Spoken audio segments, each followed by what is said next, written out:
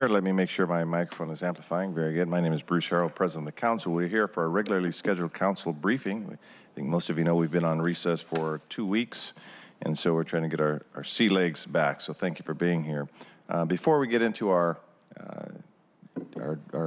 usual description of today's full council action, I thought we'd take the what are going to be our Get Engaged appointments first, and that's these fine young folks. I shouldn't say young. They're grown adults, very mature in their own way, but they are Get Engaged appointments. And so what we thought we'd do, rather than have it at each applicable committee, is we would have us see them so we could actually be prepared to pass the legislation that actually appoints them. So sort of do a one-shot kind of approach here. And we haven't quite worked out all of the logistics since we've been on break, but I'm going to sort of wing it a little bit. So if there anyone from the mayor's office or any of the appointees, come on forward and maybe we can have a brief discussion and join us here at this time. And for the appointees, be prepared. They might have forewarned you. Sometimes I do things a little on the fly here. So I am going to ask you to state your name and the commission by which you would like to be appointed to. And then you could sort of free mic it if there's an issue on that board or a reason why you chose that particular board, you could feel free to share that with us. And you can pass, as I learned in law school. If you get a difficult question, you say, I pass. So if you don't want to say anything, that's fine. But this is being recorded on Untitled Chapter 21, part of our permanent history, so we welcome the conversation. So why don't we start with introductions and tell us a little bit about who we have out there this afternoon, this morning. So good morning, I'm Evan Phillip. I'm the Boards and Commissions Administrator for the Mayor's Office. Hi, good morning. I'm Jeff Lindstrom. I work at the YMCA, and we partner with the City of Seattle and the Mayor's Office to run the Get Engaged program. Great. Okay. And so I will kind of let Jeff give a background on the outreach that the Y did to get a pool of candidates this year.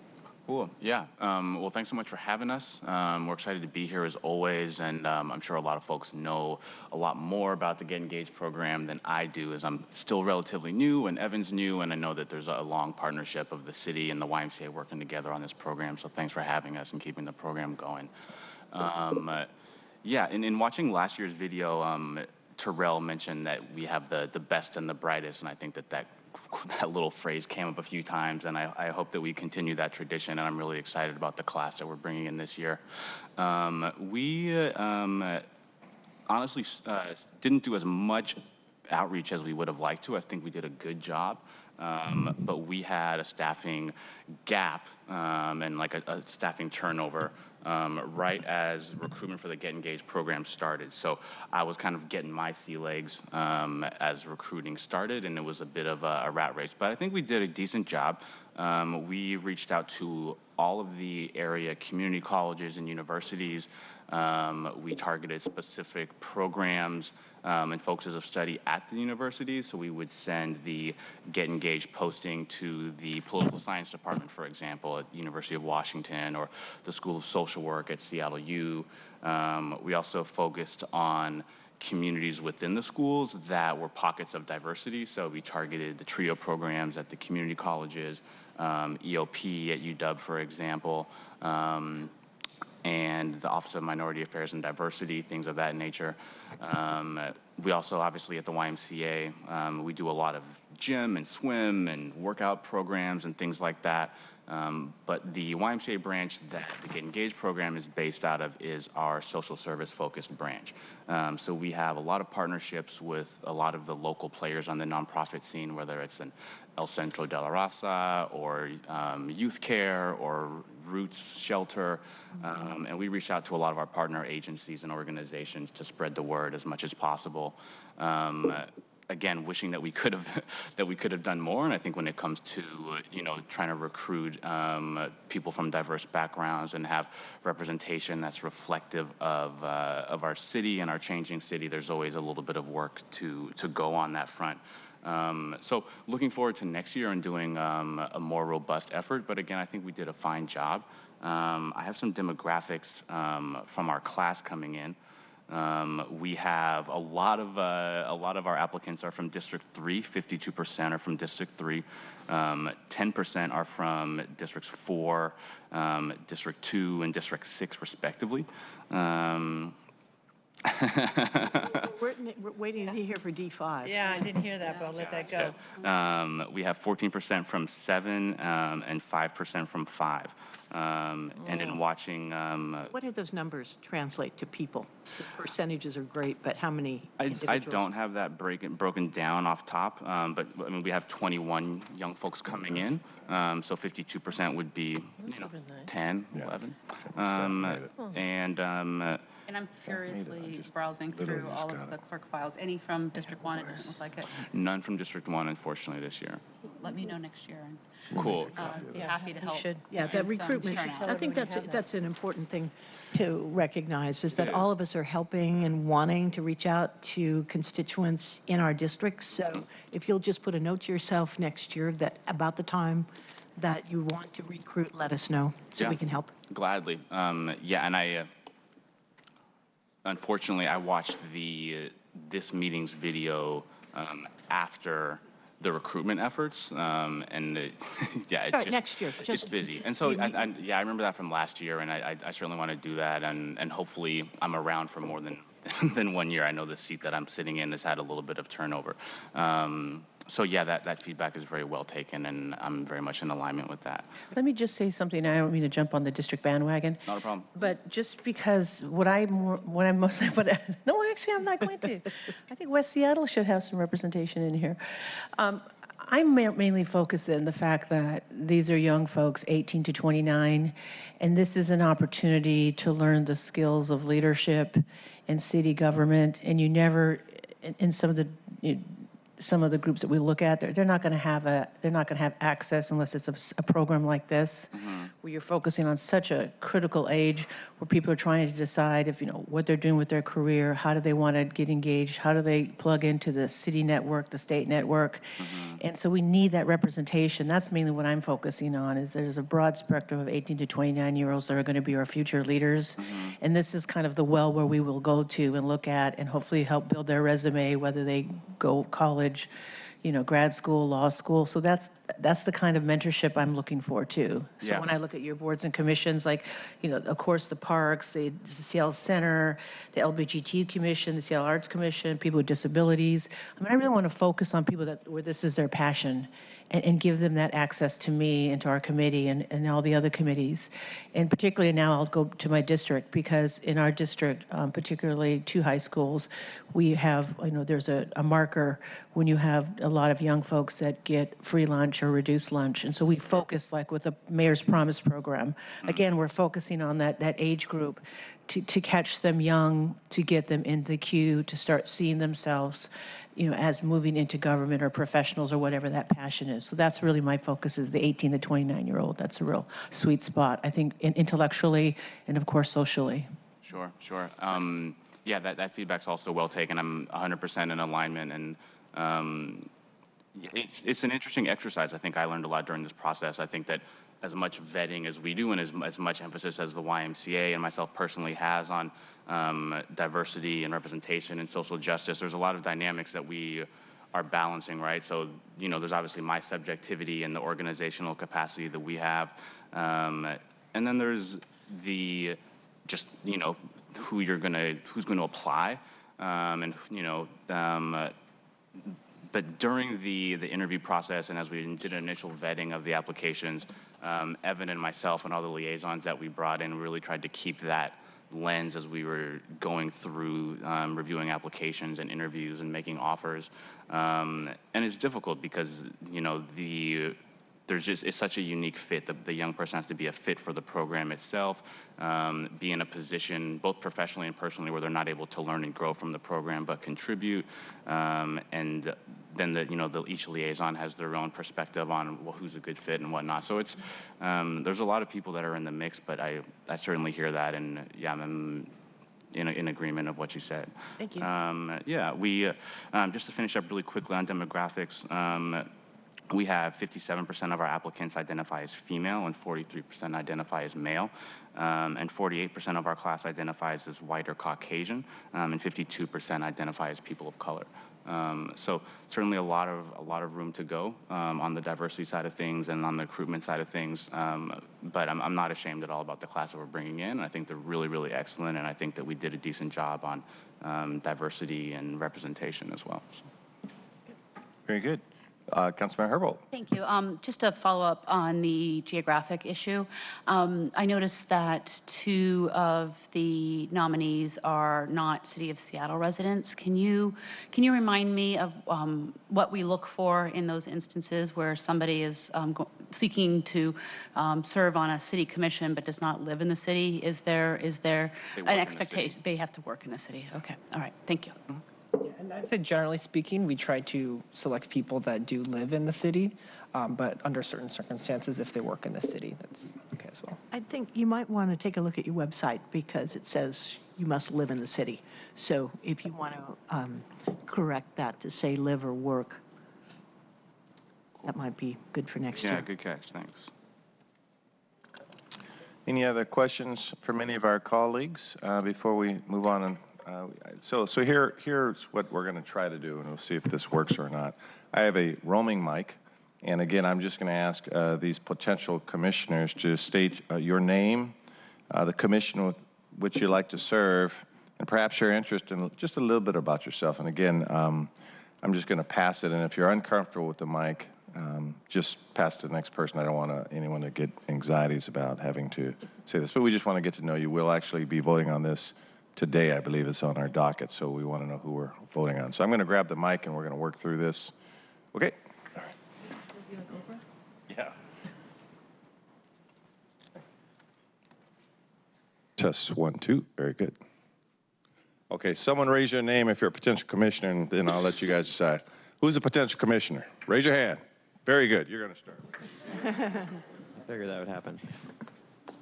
Does this work? Yes. Okay. My name's Carson Hartman. I am a City of Seattle resident, and I am hoping to serve on the East Design Review Board. And I currently work at the Research and Policy Lab of the National Trust for Historic Preservation. We do research and JS analysis to show the contributions of older buildings to cities across the country, including Seattle. Like I said, I grew up in Seattle. Have been here for 4 years after graduating from college. I'm really excited to join the board. Think it will be a great learning opportunity. And I'm applying to grad school in this year, so I'm hoping that will be a great booster, both in terms of knowledge, but in terms of reputation, I guess, as well. Thank you, Carson. Hi, everyone. Thanks for having me today. My name is Matt Oshevsky. I'm a candidate for the Get Engaged program for this year's Design Review Board, serving on the Downtown District. I'm currently an economic development specialist at the Downtown Seattle Association. I think this is a great board that really got me interested a lot. One, for the collaboration on the district teams, getting an opportunity to work with a development specialist to a landscape architect to an architect. It's great mentorship and great steering towards my career as I go down. And I'm also looking into the UW programs as well. But a lot of my work that we do at the DSA is most noticeably on the streets of Seattle as well as in our parks. Many of you may be familiar with our Metropolitan Improvement District services, from outreach to clean team to safety to our efforts in Westlake and Occidental Square. So that's most notably that you can find our work at. But being a part of the Design Review Board, I had a chance to serve for BIA back east as well, where I'm originally from.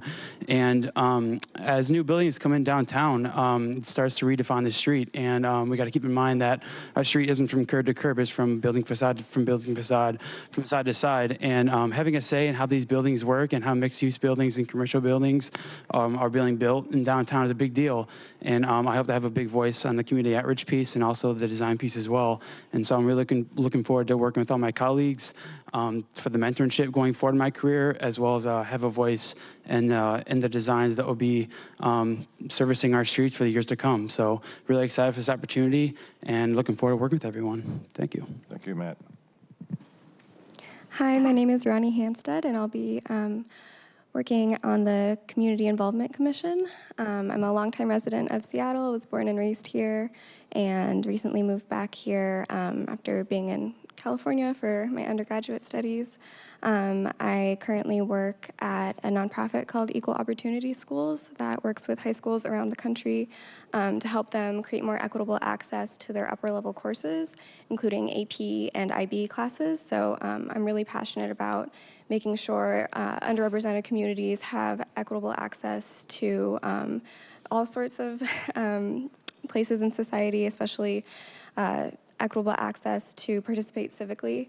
And I think being a part of the Community Involvement Commission is really going to really aligns with those values. And I'm excited to be on a new commission. I know it's only a year old, and so I think there's a lot of it's really exciting to be a part of something new.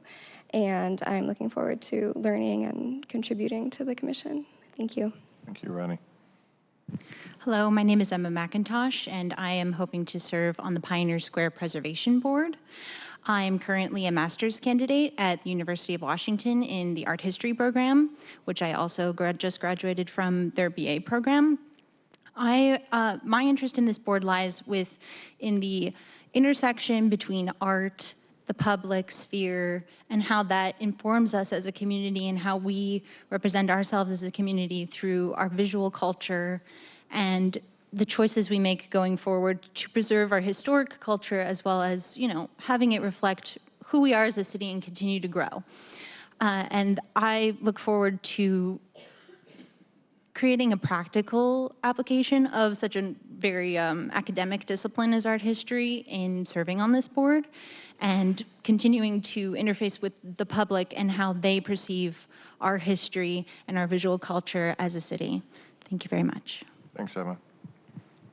Hi, I'm Alan Guo, and I am the candidate for the Landmarks Preservation Board. I'm a lifelong Seattleite, and I went to UW for my undergrad. I currently work at a private civil engineering firm where we do a wide range of work, including public infrastructure work and private developments. And I'm hoping to be the candidate for this board because I think it's important to preserve the cultural history of Seattle through our buildings, but I also understand that development is important for the city, so I want to find that balance between the two. Thanks. Thank you, Alan. Hi, my name is Lucas Simons. I'm hoping to be appointed to the Transit Advisory Board, and I've worked a lot in transit activism in the past. I'm currently in grad school for urban planning and public administration and interning at Seattle Public Utilities, and just finished an internship at King County Metro. And so I hope I can bring a lot of my experience to help the board and also learn a lot from it. Thank you, Lucas. Hello, good morning. My name is Minette Stam. I also go to UW for urban planning and design. And I'm a candidate for the Pedestrian Advisory Board. I'm really interested in pedestrian design and kind of re-evaluating public space for all modes of transportation and highlighting pedestrians in that. Thank you. Hello, I'm Smriti Chandrasekhar. I moved to Seattle about a year ago, and I'm a lawyer by training, working on my license in Washington State. I work as a privacy analyst with a local firm that works on privacy and data security. I'm hoping to be appointed to the Community Technology Advisory Board. My interest in working for the board is because of what I believe human rights as important as they relate to technology, especially privacy, and I hope to advance this interest while working with the board. Thank you. Hi, my name is Alejandro. I'm a Spokenite turned Seattleite, and I'm looking forward to, and I'm a candidate for the LGBT Commission. I'm looking forward to being a voice in, being part of this human rights conversation happening at the municipal level, and looking forward to learning what issues are affecting my community, and perhaps issues that I'm not aware of yet. Thank you, Alejandro. Hello, my name is Jose Ochoa. I've been here in Seattle for about 5 years now. I work for King County's local hazardous waste management program, and I also teach part-time at Seattle Central College. And so I'm a candidate for the Board and Parks Commission. And what draws me to that really has to do with a lot of my lived experiences, my community's lived experiences around public spaces and access to that. And so what I'm really hoping to bring to that commission is a voice for folks who have historically been denied access to a lot of public spaces, but also how to make it more accessible for individuals with disabilities, individuals with lack of transportation. How do we make these resources much more available in all the forms that they come in? And with that, I just really hope to be, again, a voice for historically oppressed communities, and hoping really to maybe push the board or influence the board in a really positive way, where they start thinking about and acting on issues again regarding racial equity and other kinds of issues that really can advance Seattle's strategic racial equity plan, and really advance an opportunity or give an opportunity for anybody who wants to access those public resources as well. Thank you. Thank you, Jose. Hi, my name's Farah Ali. I'm hoping to be nominated for the Seattle Renters Commission. And my interest in that actually came from working with renters in the past and actually giving them advice. And I had one person tell me that they felt so powerless before. And I hope to serve on this committee so I can expand that power and give people a say in what's going on in their lives. Thanks, Bonnie. Good morning, everyone. My name is Diana M., and I'm hoping to be selected for the Seattle Women's Commission. I did my undergraduate degree in sociology with a focus on the conditions of inequality in urban cities in America. And from that, I really developed a passion for the idea that really, in order to address the social issues that we have in our world, it's going to take a collaboration between public-private sector. I work at Microsoft now, and I'm leading a couple efforts around increasing hiring among women and retention. And so I'm excited to bring my voice to the Seattle Women's Commission. Hello, I'm Leah. I am a candidate for the People with Disabilities. I am a person with a disability. I've also spent 3 years with an organization called the International Association for Geoscience Diversity, which is a program for geologists with disabilities to be able to go out into a field and have fully accessible field projects.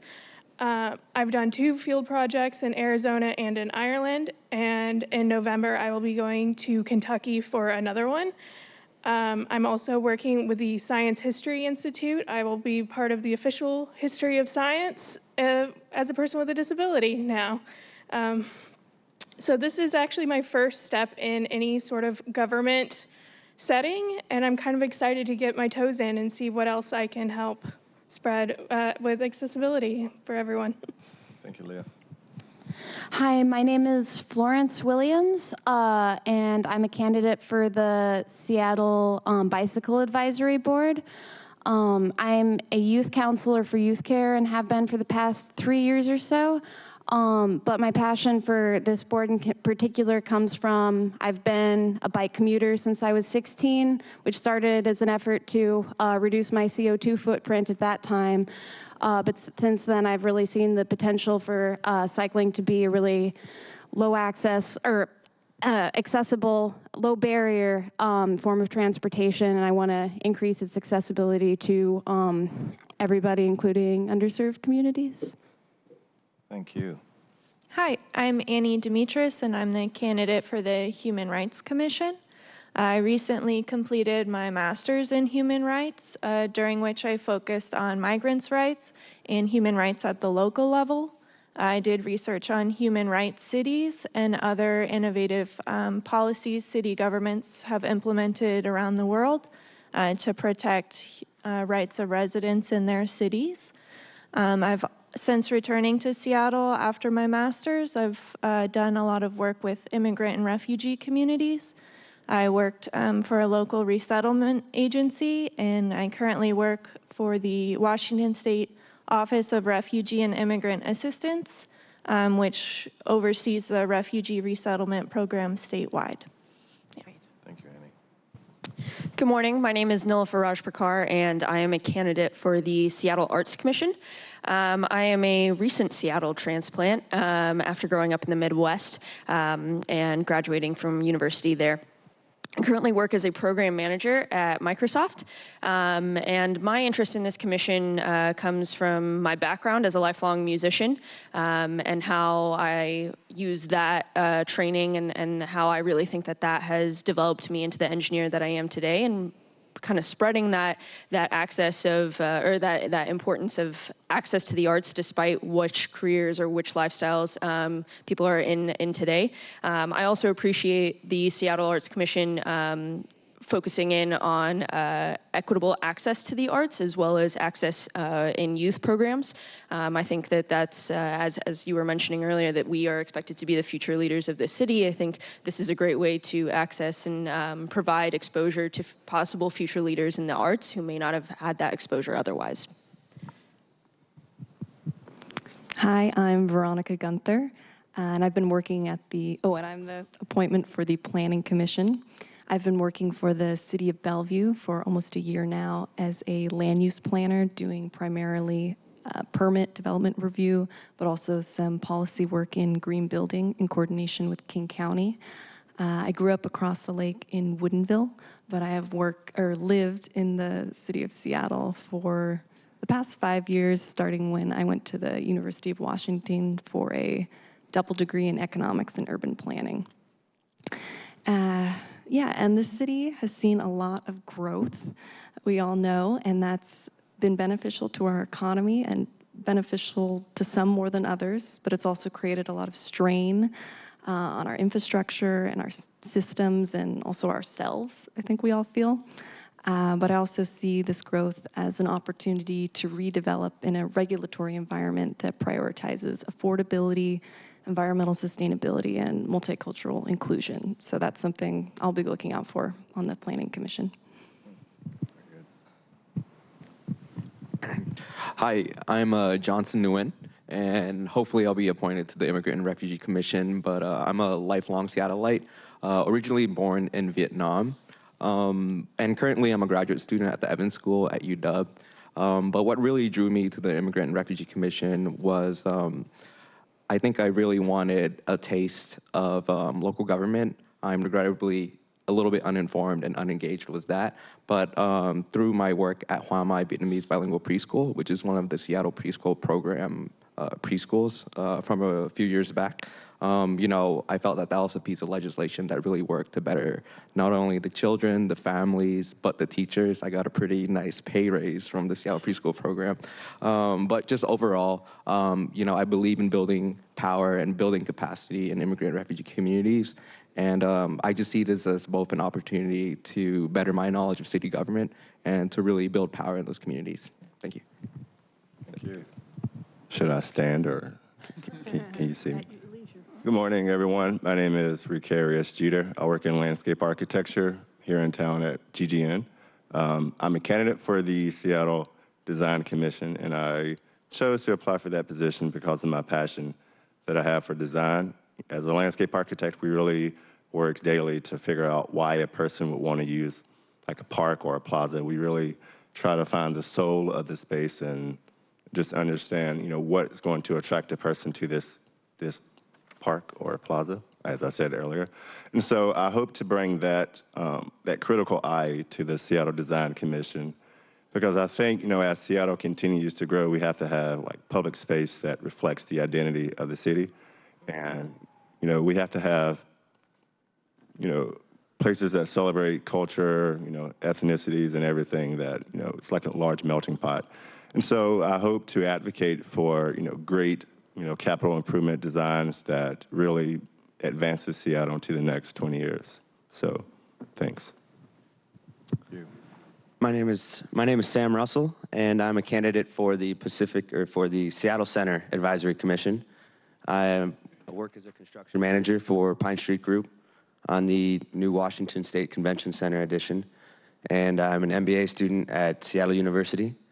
And so I hope to take what I learned in my MBA program as well as professionally to contribute in a meaningful way to one of the focal point key centers in the city of Seattle. So I'm really excited about this opportunity to contribute during this transformational time, especially with the Key Arena development going on. So thank you. Thank you, Sam. Do we cover everyone, or? One person is absent, Bonnie Lay, but Sandra from she's the liaison. She can speak on Bonnie's behalf. Okay, very good.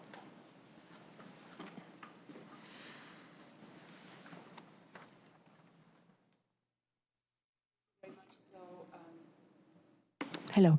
So my name is Sandra Pinto de Bader. I staff the Urban Forestry Commission, and I am here to introduce Bonnie Lay.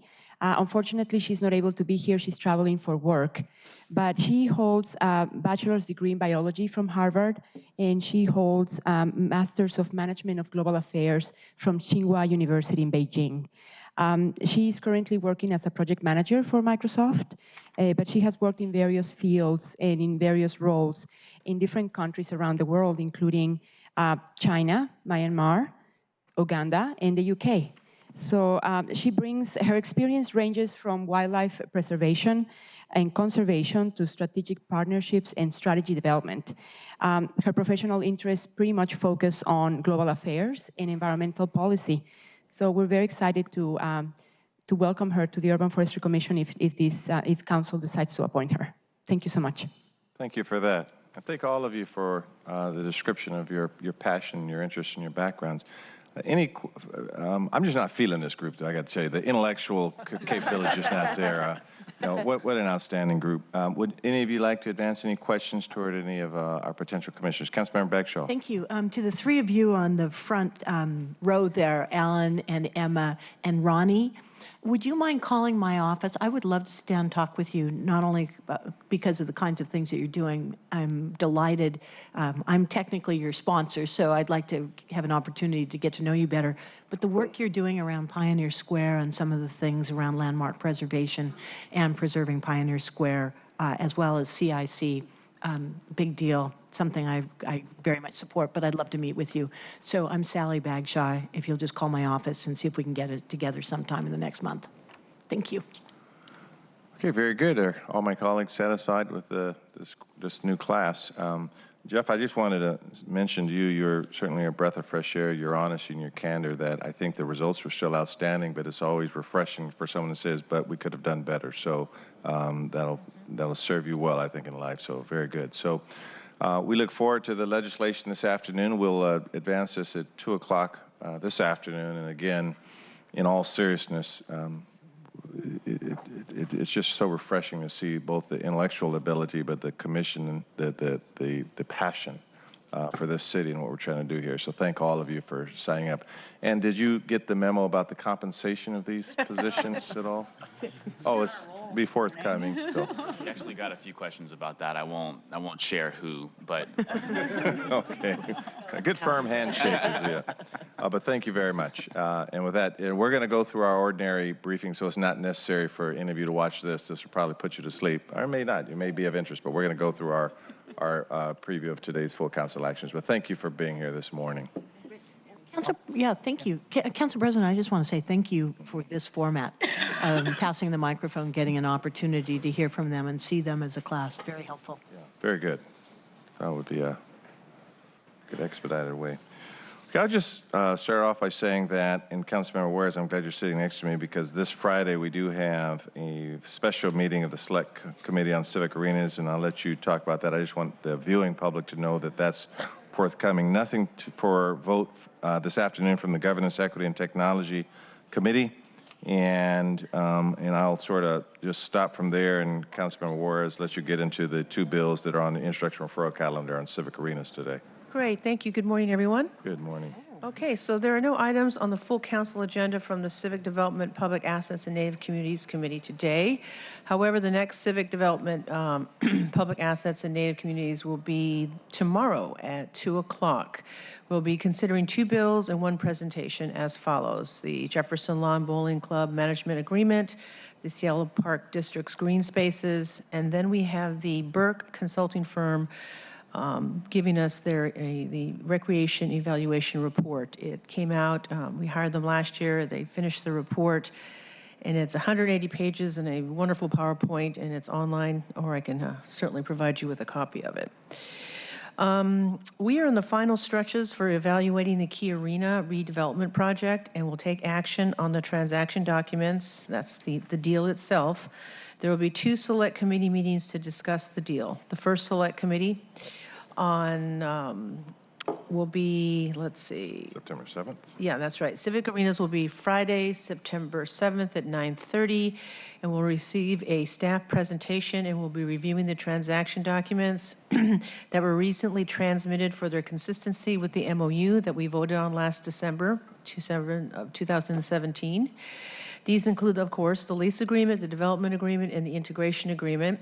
The committee will receive presentations from Director Kirsten Arstead from Central Staff, Marshall Foster of the Office of the Waterfront, and Robert Nellums, Director of the Seattle Center. A briefing notebook containing information for these discussions is being prepared today, and we'll get it to you as quickly as we can. You received a preliminary briefing packet from the Director Arstead, prior to recess, which will be included in the briefing notebook. The second meeting, that will be, the second meeting, September 14th at 9:30 a.m. That's a Friday. We will discuss and vote on possible amendments and then vote on the transaction documents as amended. We're aiming for a final and full vote on Monday, September 24th. So basically a recap, you're going to get tired of me. So we have Friday, September 7th, at 9:30, where we have a presentation. Friday, September 14th at 9:30, the select committee will vote on the transaction documents, and then Monday, the 24th, full council vote. So that is the lineup for what's going on with the Civic Arena presentation and votes. I'd also like to report that we have made progress on affordable housing. King County has reissued a new RFQ for the transit-oriented development project at Northgate. We expect a final decision on the developer to be made in early 2019. I continue to push for affordable housing development throughout the Northgate Urban Village. Northgate Mall redevelopment plans also include housing. Other property owners in the area are looking at redevelopment opportunities, which include affordable housing. I continue to argue and push for transit-oriented childcare to be part of the development at Northgate Village, as well as hopefully a grocery store and other critical and important amenities that reflect the needs of the community. Timing on that?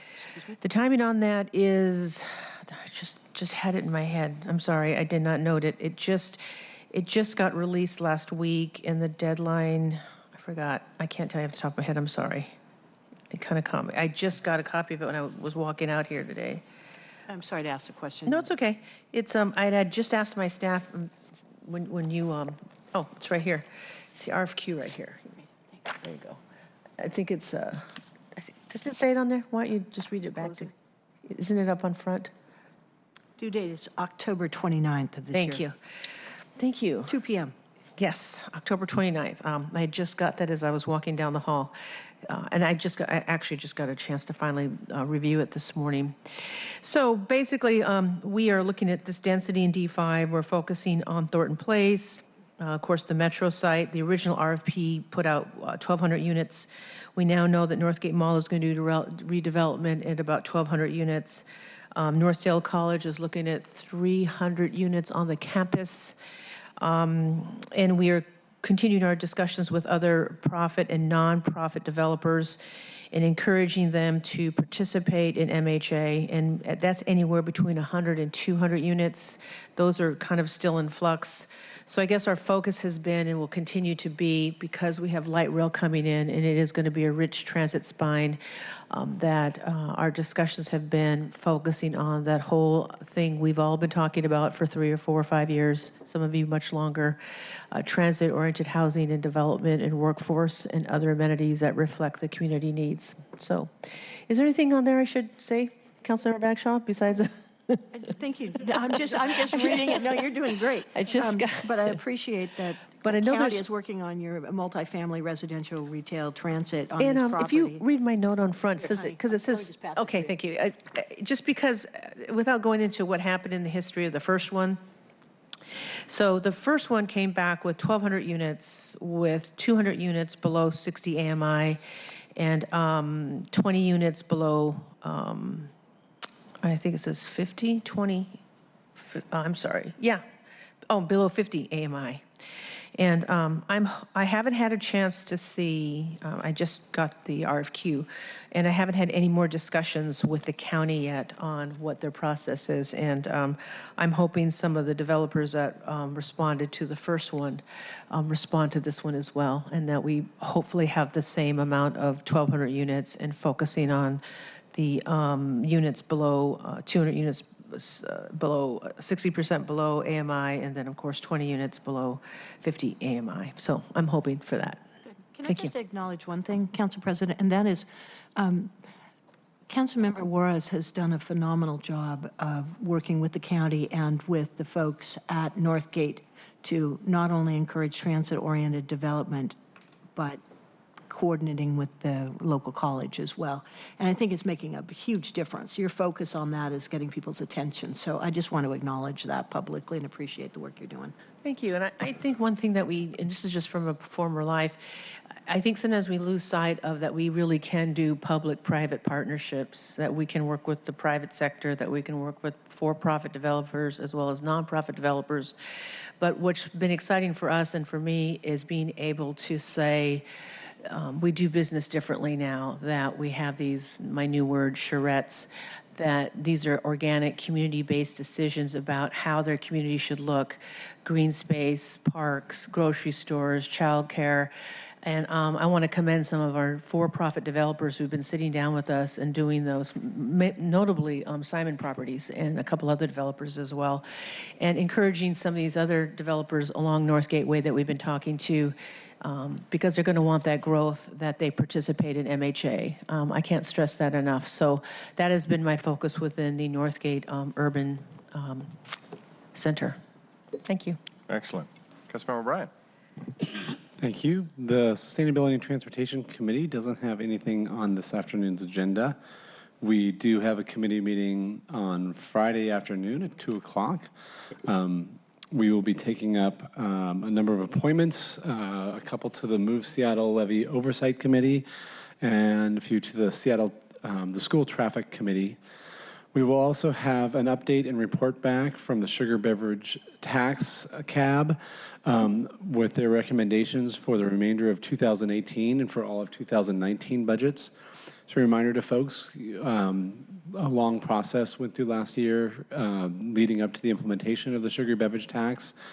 And one of the commitments we made through that process was establishing this Citizen Advisory Board to provide ongoing recommendations to how we invest the revenue that tax generates to make sure that those communities most impacted by the health impacts of sugary beverages, disproportionately impacted by obesity, diabetes, other types of diseases caused by sugary beverages, and that they would be guiding the set of investments we want to make back into communities to make sure that the very households that consume disproportionate amounts of sugary beverages are actually get the investments to have better access to healthy foods, with the ultimate goal of having healthier outcomes in their lives.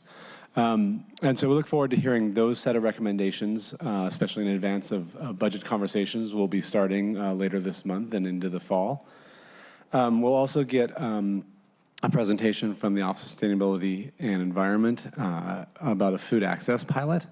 This is part of the slide that was adopted last year.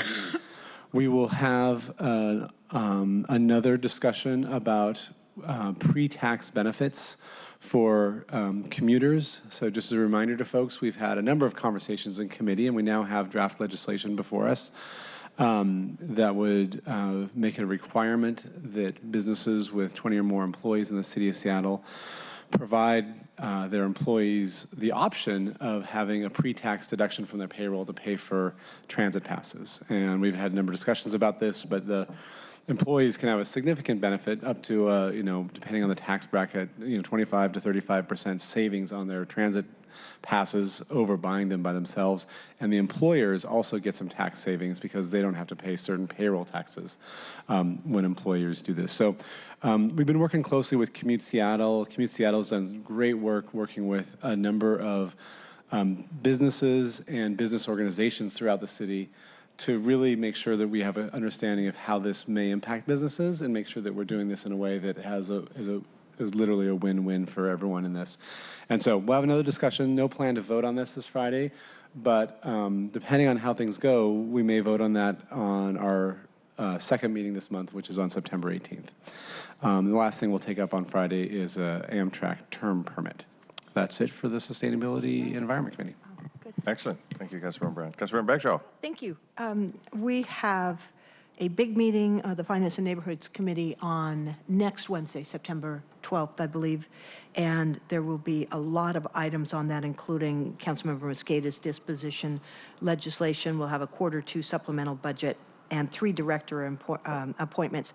And Allison in my office wanted me to remind all of you, if you've got any questions that you want to have included in those director appointments is for Andres Matia, Sue McNabb, and Calvin Goings. If you have any questions, please get them to her today, and we will fold that in so that they have an opportunity to respond.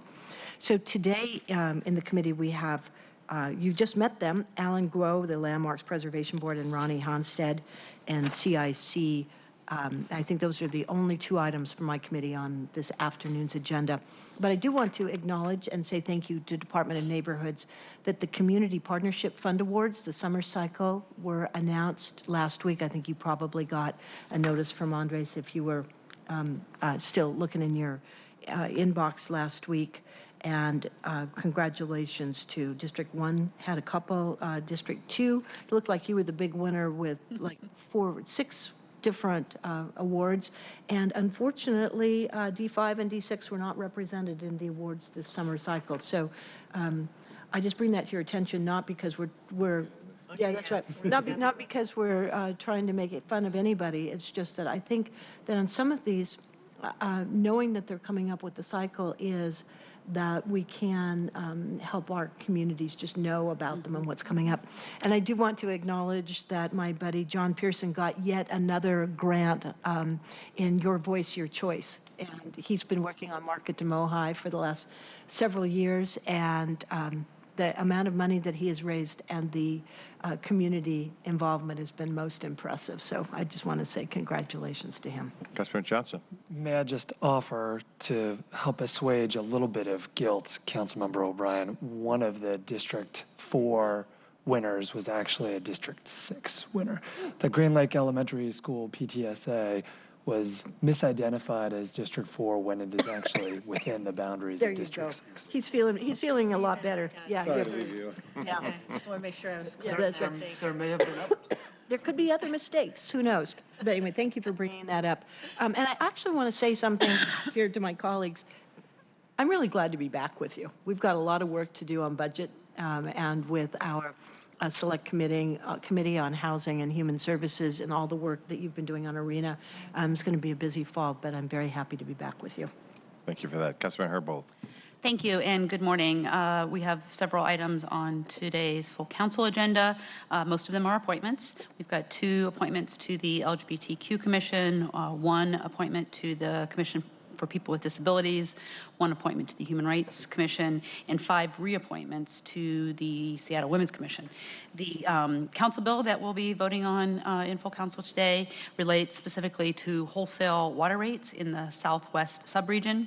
The City of Seattle sells water on a wholesale basis to over 20 suburban cities and utilities districts, and the cost allocation and rates are set through water supply contracts. Last fall, the council adopted all of the other wholesale water rates, and the Southwest subregional surcharge was delayed. Delayed basically because of changes in metering equipment and the need to complete a rate study. So we've got that before us today. We've got no meeting of the Civil Rights, Utilities, Economic Development, and Arts Committee this week, but we do have one next week. We have a regularly scheduled meeting on Tuesday morning. And because the second CREATA meeting of the month would fall within budget, we've rescheduled it to be on Friday, September 21st. And I want to take this opportunity to give advance notice of a public hearing in the Creative Committee on the legislation to create a 10-month period to study the expansion of the Pike Place Market Historic District to include the Showbox site. You may recall that under state law, a hearing is required within 60 days of passage of the legislation. And we are going to be also using that opportunity, that public hearing, to have some discussion of the companion resolution proposed by Councilmember Gonzalez and co-sponsored, I think, by myself and some others to talk about next steps. And again, this is the evening of September 19th, 6 p.m. in council chambers.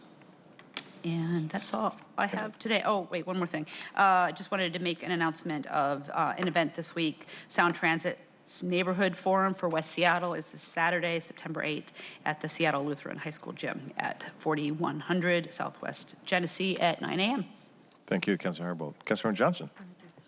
Just a couple of quick things for my colleagues this morning. This afternoon at full council, we've got two PLUS-related items. They relate to development that has happened just off of Alki Beach in West Seattle. Several years ago, a developer applied to redevelop a single parcel, and this is the final step that is legally required to subdivide that single parcel into 12 individual parcels for sale. The project's completed, the buildings are constructed. This is the legal requirement that the Department of Construction and Inspections and Department of Transportation require us to adopt in order for those parcels to go for final sale. So that'll be this afternoon. I'll walk you through that clerk file and council bill and the appropriate actions required. Tomorrow morning, we've got a regularly scheduled Planning, Land Use, and Zoning Committee meeting. We are going to do a hearing, briefing, and discussion and possible vote on the extension of the moratorium on certain land use types in the Aurora-Licton Springs Urban Village, A-Love neighborhood.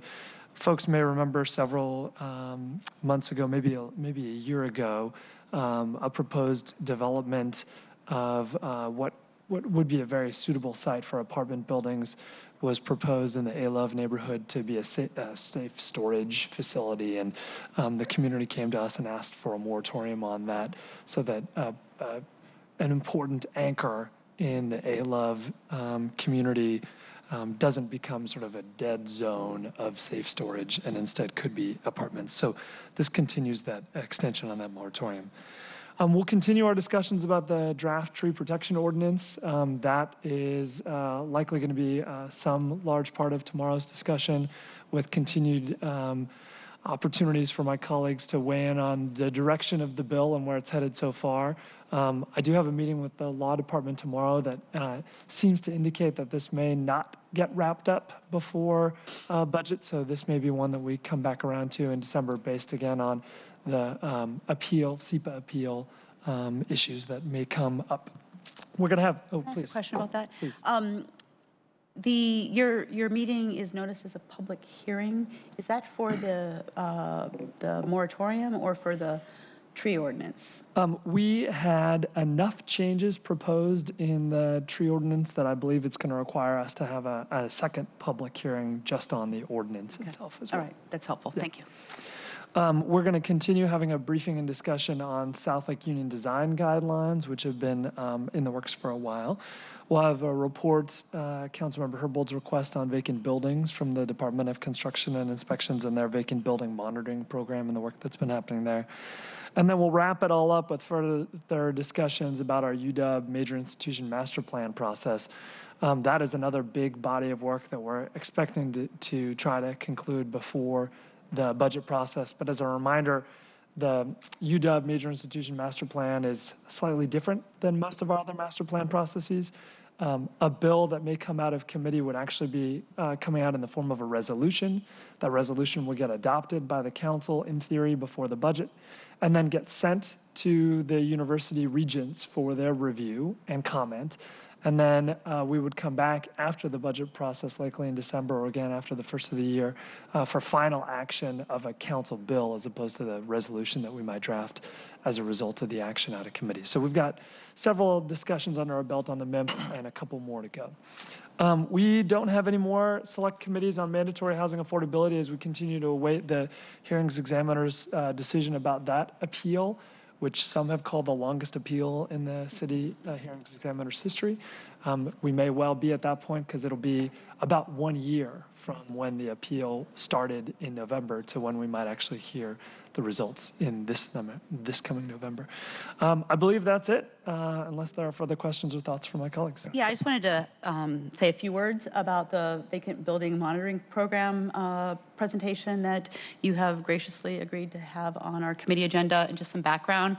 Folks may remember that a year ago this month, the council voted on legislation to make it a little simpler for SDCI to require abandoned buildings, vacant buildings that are in poor condition to be demolished. And it occurred to me throughout the conversation around this change, around making it easier for poorly maintained vacant buildings to be demolished, that we weren't talking very much about how we can make sure that vacant buildings do not get to the point where they can be demolished. And so we had as a part of this passage of this legislation, we asked SDCI to inform us about the existing vacant building monitoring program and what we could do to enhance it, because we have over 434 complaints about vacant buildings throughout the city, but only 40 of them are within the vacant building monitoring program. So SDCI themselves has provided for us really good information about what can happen when a building is vacant just for over the course of a year. It can go from a perfectly fine, secure building to a building that is dangerous to the neighborhood, is easily accessed by people who would either create vandalism or live in those buildings. And so we really need to figure out what we can do to better ensure that buildings don't get to that condition and require this sort of drastic step of SDCI requiring the owner to demolish the buildings. I mentioned there's 434 buildings throughout the city, and West Seattle that have had complaints filed. Yeah, vacant buildings. And West Seattle alone has about 90. The highest number, District 2 is the second highest number. So this is really something that I'm hoping we can get on top of, and would love your support. So I like the concept of where you're going here. How do we move that toward more housing, or utilizing it for some of the affordable housing efforts and the measures to get people inside? Sure. Is there something we can do as far as the city to either buy the property, lease the property, but make it available to us for these purposes? Well, some cities have used vacant building programs to disincentivize property owners for leaving their properties vacant. So there's, having our vacant building program be more robust and have it be a fee associated with the monitoring of the building is one way that you can potentially disincentivize owners from leaving those buildings vacant. Another approach that I've been working with SDCI on is working with WELD, which is an organization that does matchmaking with developers who have a building sort of in the development pipeline, a vacant building, but they're not ready to move on it yet. And WELD identifies caretakers for those buildings. They're usually folks who are recently released from prison. And by having a caretaker in the property, you're serving two purposes. You're giving somebody who, our formerly incarcerated population has a very high rate of homelessness and housing insecurity. So you're both providing that housing for that individual, but you're also providing the neighborhood with a service by making sure that there's somebody watching the building. Yeah, great. I would just add, I think a lot of the rationale here is very appropriate for us to talk about saving the structure of many of these buildings. As Councilmember Herbold mentioned, there's some really great visuals that SDCI has about the deterioration, rapid deterioration of buildings that are left vacant. But for many of those buildings, there are also real safety hazards that the fire chief and other public safety officers are constantly responding to. So this, the 434 complaints may not translate to 434 units that are available for folks, but there are appropriate numbers that matchmaking that Councilmember Herbold talked about started with us matchmaking with WELD and SDCI to begin with to open up those conversations, and that's extended to other institutions like Sound Transit as well. So there is every little bit helps, and there are ways that we're helping there, but there are also real public safety challenges for some of these facilities too that does require a fee and does require them to get torn down.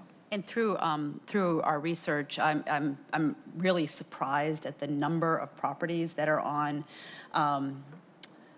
sort of the police department and fire department's watch list, but are not on SDCI's vacant monitoring program. And I think that's a real key issue that we need to resolve to make sure, because the work that the fire department is doing to monitor those buildings is not being compensated, whereas with the vacant building monitoring program, we can have a fee that pays for the monitoring of the properties. So a preview of what you'll see at tomorrow morning's Planning, Land Use, and Zoning Committee meeting at 9:30 a.m. Interesting, very fascinating issue. Thanks for that work, both of you. Look forward to it. Okay, we're all finished, and I'll see everyone at 2 o'clock this afternoon. Everyone have a great rest of the morning. Okay. I hope you don't think I was trying to cut you off.